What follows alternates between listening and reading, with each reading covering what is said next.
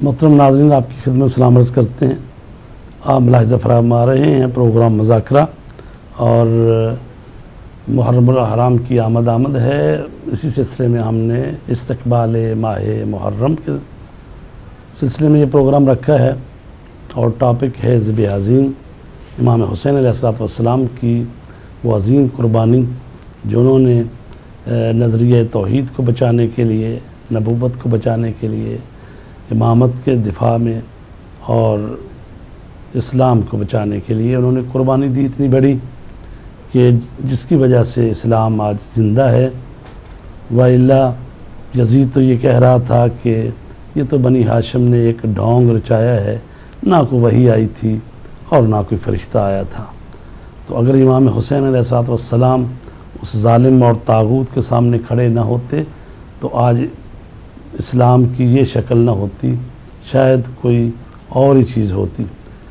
تو امام حسین علیہ السلام نے ظالم اور طاغوت کے خلاف کھڑے ہو کر قیام کر کے ہمارے لیے ایک راستہ ہموار کیا ہے کہ تم لوگ میری سیرت اور سنت کو دیکھو کہ طاغوت کے خلاف کھڑے ہو جاؤ، حق کا ساتھ دو، ظلم کے خلاف شمشیر برہنہ ہو کر کھڑے ہو جاؤ۔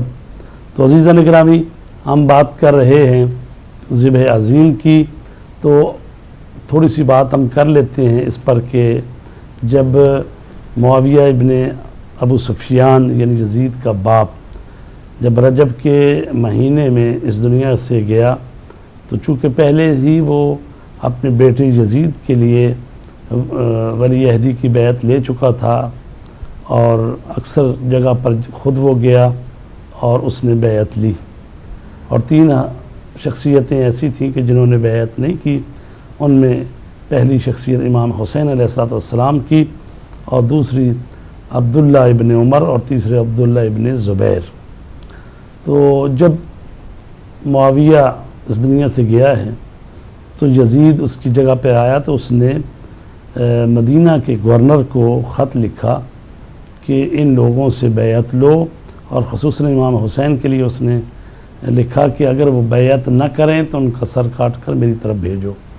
تو اس پر ہم قبلہ محترم سے پوچھتے ہیں کہ اس وقت گورنر نے آپ سے کیا کہا اور آپ نے گورنر سے کیا کہا؟ جی بالکل۔ جی، جب یہ خط پہنچا تو امام حسین علیہ السلام مسجد نبی میں تشریف فرما تھے، اور اتفاق سے عبداللہ ابن زبیر بھی حضرت کی خدمت میں تھا۔ حاکم کی طرف سے جب بلایا گیا تو امام نے کہا کہ میں آؤں گا۔ اس وقت عبداللہ ابن زبیر نے پوچھا حضرت سے کہ کیوں بلایا گیا؟ وہ جو پیچھے ہم بات کر رہے تھے کہ بسا اوقات امام کو علم ہوتا ہے، لیکن وہ معمور نہیں ہے کہ وہ بیان کریں۔ تو حضرت نے ان الفاظ میں کہا کہ میرے خیال میں معاویہ جو ہے وہ دنیا سے چلا گیا ہے، اور اس لیے مجھے بلایا جا رہا ہے۔ تو اسی بات سے عبداللہ ابن زبیر نے وہ بات بھانپی، اور اسی رات کو وہ غیر معروف راستے سے اس نے مدینہ چھوڑ کر وہ مکہ کی طرف چلا گیا۔ لیکن امام حسین علیہ السلام نے جیسے وعدہ فرمایا تھا گئے۔ جب دربار ولید میں جاتے ہیں تو اس نے حضرت کا احترام کیا اور بٹھایا، اور وہ خط جو یزید کی طرف سے ولید کے پاس آیا تھا وہ اس نے خود امام کو دیا کہ میرے لیے یہ حکم آیا ہے۔ تو اس کے جواب میں امام حسین علیہ السلام نے چند مختصر جملوں میں اپنا تعارف کروایا کہ فرمایا نحن اہل بیت النبوہ ومعدن الرسالہ ومختلف الملائکہ بنا فتح اللہ وبنا ختم اللہ۔ حضرت نے فرمایا کہ تم جس ہستی سے بیعت یزید کا مطالبہ کر رہے ہو اسے جانتے بھی ہو؟ جی، تم امارت کی کرسی پر ہو، مجھے تم جانتے ہو کہ میں کون ہوں، ہم معدن کی کان ہیں، جی، ہم رسالت کا مرکز ہے، ہم وحی کا محور ہیں. اللہ نے کائنات کی ابتدا یا ہدایت کی ابتدا اللہ نے ہم سے شروع کی. اول ما خلق اللہ، حضرت کہاں لے کر جا رہے ہیں اس کو؟ اول ما خلق اللہ نوری سے، اور اس کے ساتھ ہی علی آنا میں نورن واحد سے حضرت نے شروع کیا، اور اسی پر جا کر کیا کیا ہے؟ ختم بھی کیا ہے. لہذا آغاز خلقت یا آغاز ہدایت جو اللہ تبارک و تعالیٰ نے وہ کیا ہے، تو اس میں سب سے پہلے ہم تھے، اور ہم پر ہی جا کر ختم ہو گئے. وہ صاحب العصر والزمان کی طرف اشارہ ہے. اور کہا کہ ہمارا گھر وہ ہے کہ یہاں مختلف الملائکہ کا مطلب ہوتا ہے جہاں فرشتوں کا آنا جانا لگا رہتا ہے. رفت و آمد رہتی ہے. فرشتے یہ نہیں ہے کہ کبھی کبھار آئیں، بلکہ ہمارے گھر میں فرشتے اکثر آتے جاتے رہتے ہیں.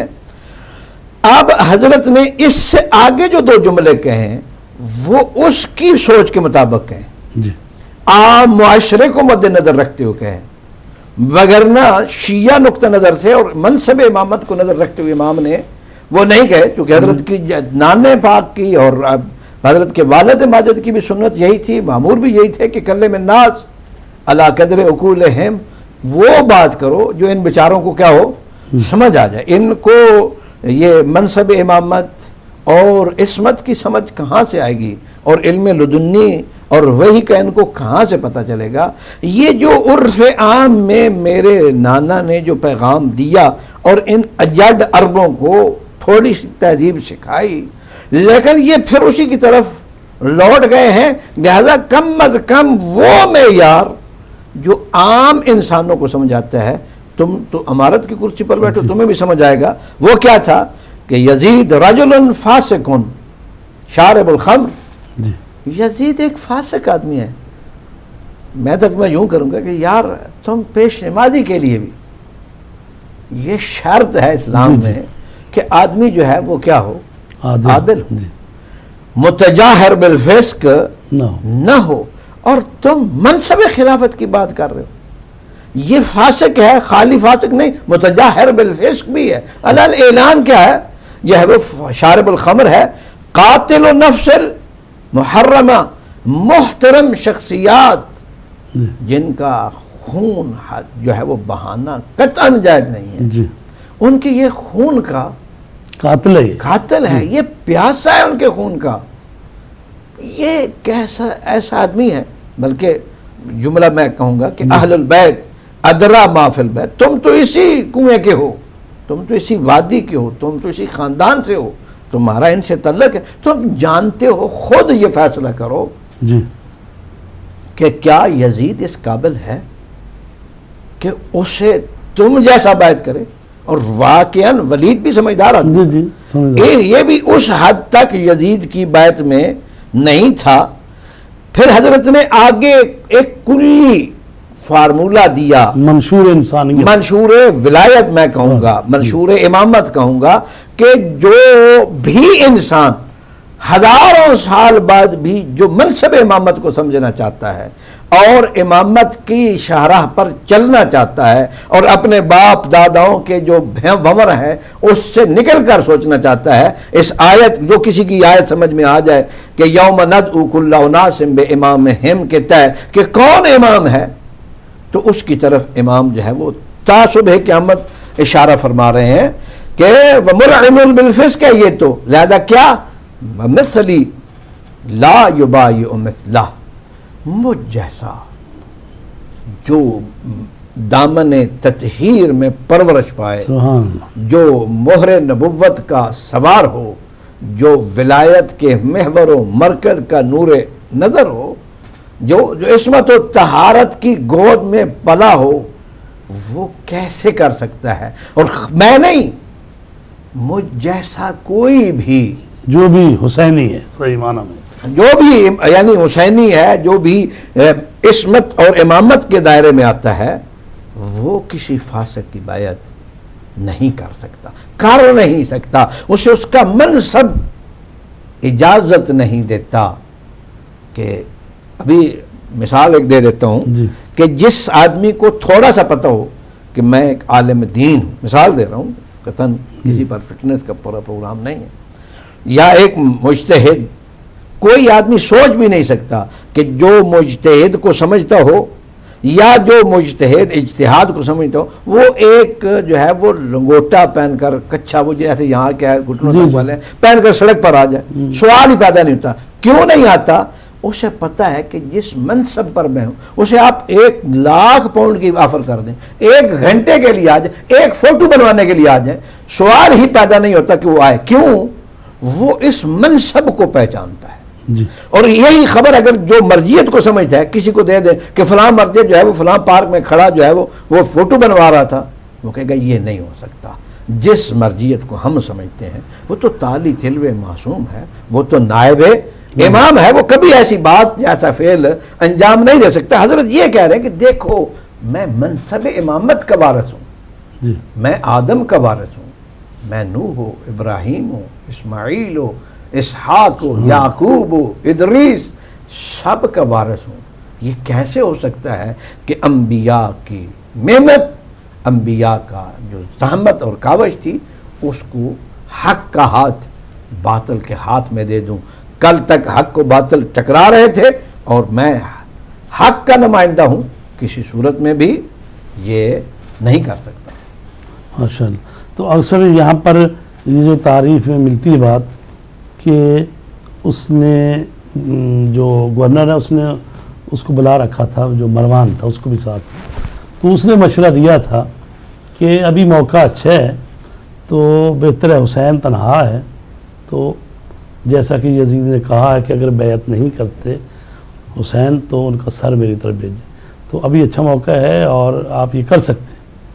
تو اس موقع پر جو مولا نے فرمایا وہ بھی ذرا ناظرین. جی وہ اصل میں اگر آپ مجھے اجازت دیں گے تو چونکہ یہ ولید اور سعید بن عاص جو مکہ کا تھا گورنر، یہ دونوں گورنر جو تھے یہ پرانے ہیں جی اور بنی امیہ کے سلسلہ سے ہیں. جی.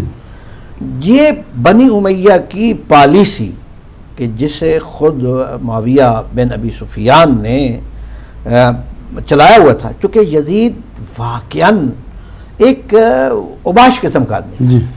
یعنی ہوتے ہیں بڑے، مثلا آج بھی بڑے بڑیروں میں ان کے بچے ہیں وہ سارے کام کرتے ہیں لیکن اوباش نہیں ہیں.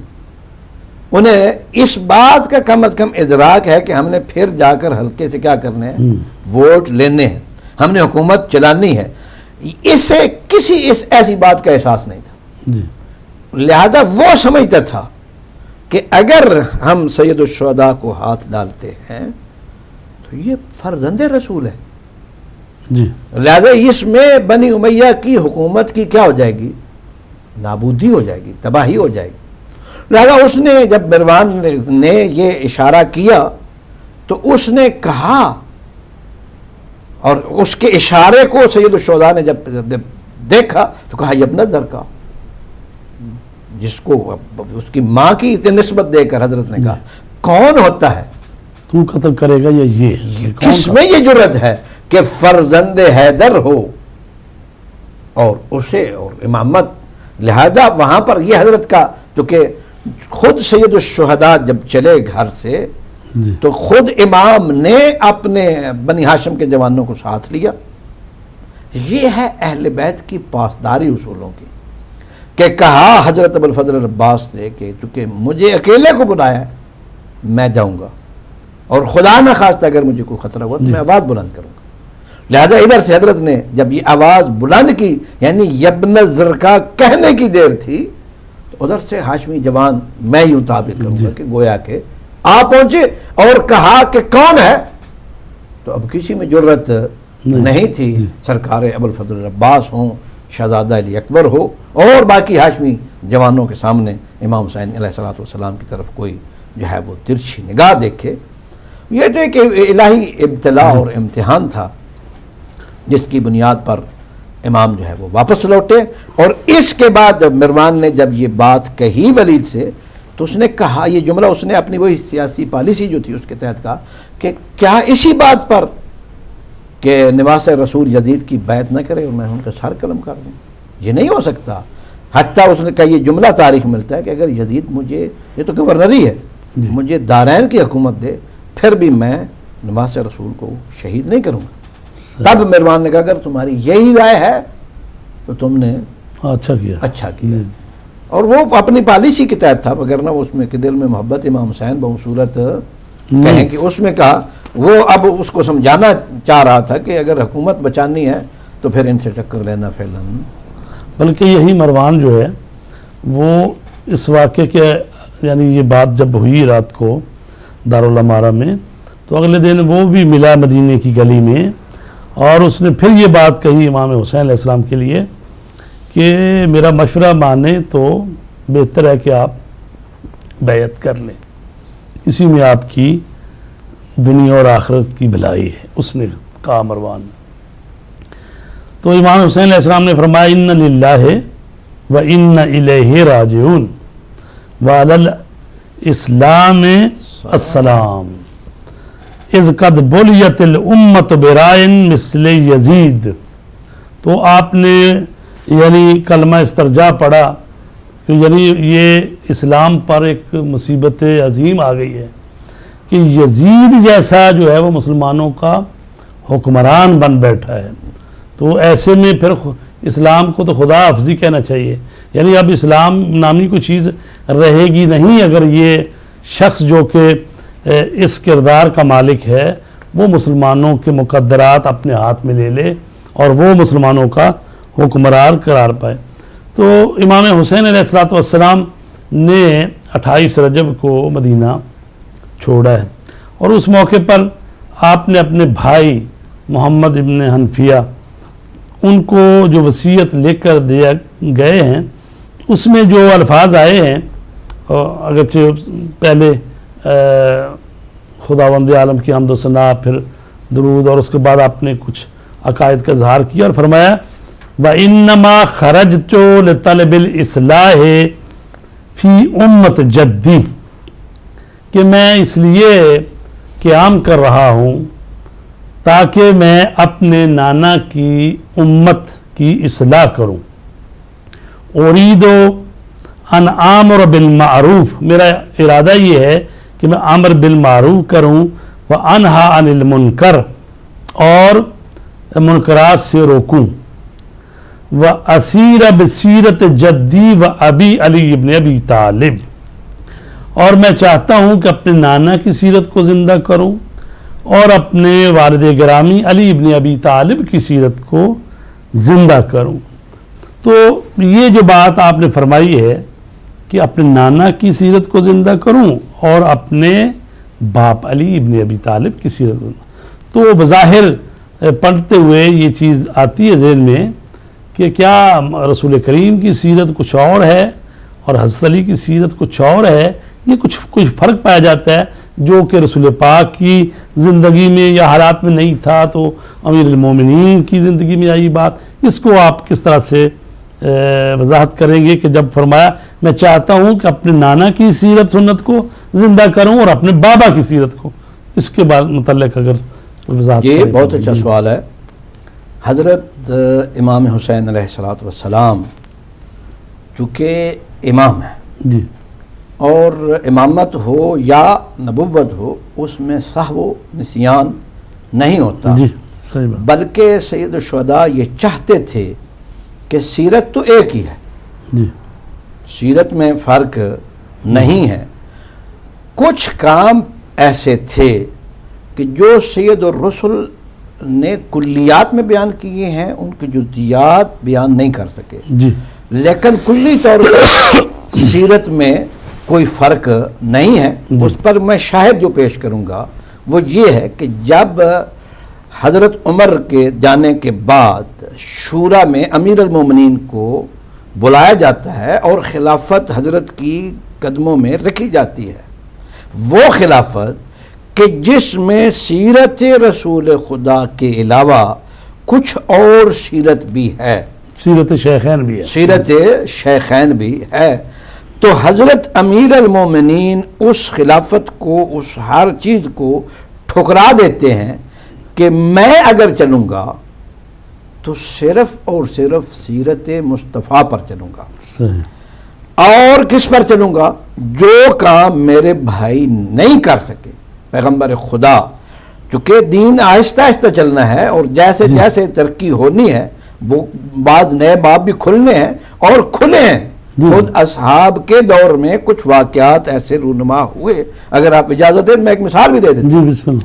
کہ حضرت عمر کے دور میں ایک آدمی نے حج کے دوران احرام میں، اسے عرب تھا صحرا میں عرفات میں یا عرفہ میں وہ مزدلفہ میں، اسے انڈے ملے کسی حیوان کے پرندے کے پڑے ہوئے، تو اس نے وہ بھوک لگی ہوئی تھی، اس نے وہ سارے انڈے اٹھائے اور پکا کر کھا لیے.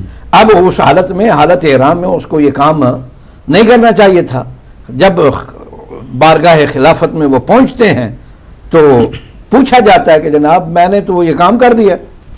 کہا رسول اللہ کے دور میں تو نہیں ہوا. صحابہ کو بلایا جاتا ہے، خود حضرت عمر صحابی ہیں اور خلیفت کے جو ہے وہ دعوے دار بھی ہیں، تو منصب ان کے ہاتھ میں بھی حکومت جو اس دور کی ہے، تو وہ سب اب کہتے ہیں جی ہم کیا کہیں، پیغمبر خدا کے زمانے میں ایک ہی حج ہوا ہے اور اس میں کسی نے انڈا نہیں توڑا، اب کیا کریں. اب ولا رطب ولا یابس الا فی کتاب مبین، تو قرآن تو اسی کے ساتھ بولتا ہے جو ناطق قرآن ہو، جو قرآن کی زبان کو سمجھتا ہو، جس کے پاس علم لدنی ہو. اور یہ بہت بڑی دلیل ہے خود علم لدنی کی اور ان کے عجز کی، کہ جو واقعہ میری وہ اسی دلیل پر میں اس کو پیش کر رہا ہوں کہ پیغمبر خدا کے زمانے میں نہیں ہوا تھا.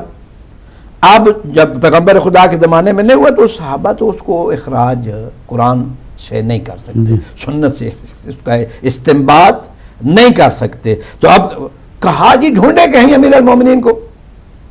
اب جس نے توڑے ہوئے تھے بیچارہ حاجی پریشان ہوتا ہے کہ کہیں میرے حاج کا اچھا خاصا جو ہے اس زمانے میں پیدل چل کر آتے تھے، اس زمانے میں اچھے خاصے پاؤنڈ لگا کر جاتے ہیں.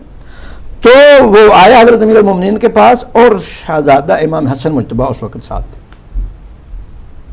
کہا یا علی بہت بڑی مشکل بن گئی ہے، یہ مسئلہ ہے پیش کرنا. کہا میرے بیٹے سے پوچھو. وہ تھوڑا سا جیسے تاریخ میں ملتا ہے برہم بھی ہوا کہ خلافت کو نہیں پتا، بڑے بڑے نامور صحابہ کو نہیں پتا، آپ کی خدمت میں آیا ہوں، آپ کہتے ہیں میرے بیٹے سے پوچھ لو. کہا تم نے مسئلہ پوچھنا ہے تو پوچھو. امام حسن مجتبیٰ نے فرمایا کہ آپ جتنے انڈے آپ نے کھائے ہیں اتنے اونٹوں کو اونٹنیوں سے ملائیں، جو اس سے بچے پیدا ہوں وہ کعبہ کا نام وقف کر دیں. مسئلہ جب ہو گیا تو ساتھ میں کسی کہا کہ جو وہ تو پھر بعض اوقات ملاب ہوتا ہے، اولاد نہیں ہوتی. کہا انڈے بھی پورے ان سے بچے پیدا نہیں ہوتے. تو یہ بعض ایسے واقعات ہیں اور سیرت جو رہ گئی تھی، یعنی وہ موقع نہیں ملا پیغمبر خدا کو کرنا. وہ عقل کل تھے، وہ علم کل تھے، وہ محور تھے اللہ کی کائنات میں. تو وہ سیرت جب پیغمبر خدا کی سیرت کے ساتھ کوئی اور سیرت رکھی گئی تو امیر المومنین نے ٹھکرا دیا. کیا کہ میں سیرت پیغمبر پر چلوں گا اور جہاں پر سیرت پیغمبر کا کوئی واقعہ نہیں ہوگا تو وہ اس میں اور دوسرا جو واقعہ وہ حضرت اشارہ کرنا چاہتے تھے وہ تھا کہ پیغمبر سے تو کسی نے بیعت کا مطالبہ نہیں کیا. امیر المومنین پر یہ بلیم ہے کہ حضرت نے بیعت کی ہے، جبکہ قرآن کریم بابانگ دہل کہہ رہا ہے لا اکراہ فی الدین. کوئی بھی ضعیف سے ضعیف روایت بھی ہو تو وہ قرآن کی جب نص کے خلاف ہوگی تو عقل مند اور دیندار آدمی کو چاہیے کہ اس روایت کو ٹھکرا دے، کیونکہ قرآن اس پر اپنے وہ صداقت نہیں پیدا کرتا. لہٰذا در حقیقت یہ جو پیچھے تاریخ کے بعد شبہات تھے ان کو پاکیزہ کرنے کے لیے اذہان سے اور آنے والی نسلوں کو صلاح فلاح اور نجات کا راستہ دکھانے کے لیے حضرت نے اس کو قید وضاحت کے ساتھ کمپلیٹ کیا ہے. مگر نہ دونوں سیرتیں ایک ہیں. اولنا اب دوسری میں دلیل دے رہا ہوں اسی اپنے موقف پر اور حضرت کی بیان پر کہ پیغمبر خدا نے کیا فرمایا، اولنا محمد، اوسطنا محمد، آخرنا محمد، کلنا محمد. جی بے شک ایسا ہی ہے. تو چونکہ یہ ہستیاں جو ہیں وہ حقیقت محمدیہ کا پرتو ہیں، اسی نور کی تمام یہ روشنی ہے جو حقیقت محمدیہ کی. تو ظاہر ہے کہ ایک معصوم کے زمانے میں جیسے حالات ہوں گے ویسے ہی ان کی صفات کا اظہار ہوتا ہے. بالکل. تو چونکہ رسول پاک کے زمانے میں جو حالات تھے انہوں نے جو جنگیں لڑی ہیں وہ کافروں اور مشرکین سے لڑی ہیں، اور چونکہ رسول پاک کے زمانے میں کسی مسلمانوں سے جنگ نہیں لڑی رسول پاک، لیکن رسول پاک فرما گئے اے علی آپ جنگ کریں گے، میں نے ان سے نزول قرآن پر، تنزیل قرآن پر جنگ کی ہے، اور آپ ان سے تعویل قرآن پر جنگ کریں گے۔ اور آپ نے فرمایا کہ آپ ناقصین اور قاصتین اور مارکین سے جنگ کریں گے، اور یہ کر کے دکھایا آپ نے۔ تو گویا آپ کی سیرت میں اس لیے بھی فرق ہے کہ وہ جو حالات رسول پاک کے زمانے میں پیش نہیں آئے وہ حضرت علی کے زمانے میں پیش آئے۔ تو چونکہ حضرت علی علیہ السلام نے یہ کام کر کے دکھائے ہیں، تو آپ نے فرمایا کہ میں اپنے نانا کی سنت کو بھی زندہ کروں گا اور اپنے باپ کی سیرت کو بھی زندہ کروں گا۔ تو قبلہ محترم بات یہ ہے کہ لوگ جو ہیں وہ زیادہ تر یہی سمجھتے ہیں کہ جو امام حسین علیہ السلام نے قیام کیا ہے، وہ یہ تو کہتے ہیں کہ دین کو بچانے کے لیے، اسلام قرآن کو بچانے کے لیے، لیکن جو اس میں جنبہ امامت کا ہے، چونکہ حقیقت میں تو جو حکومت اسلامی ہے جب امام موجود ہوں، ان کے ہوتے ہوئے کسی اور کا حق نہیں ہے۔ تو امام حسین علیہ السلام کے لیے جب ہم کہتے ہیں کہ وہ اس لیے بھی نکلے، جب وہ یہ فرما رہے ہیں کہ مثلی لا یبایع مثلا، مجھ جیسا اور جیسے کی بیعت نہیں کر سکتا، تو کیا اگر امام حسین علیہ السلام صرف انکار بیعت کر کے تو کیا چاہتے ہیں؟ یعنی میں بیعت نہ کروں اور چپ کر کے بیٹھ جاؤں، یا یہ چاہتے ہیں کہ نہیں؟ ہم ایک بریک پر جا رہے ہیں، اس کے بعد بات کرتے ہیں۔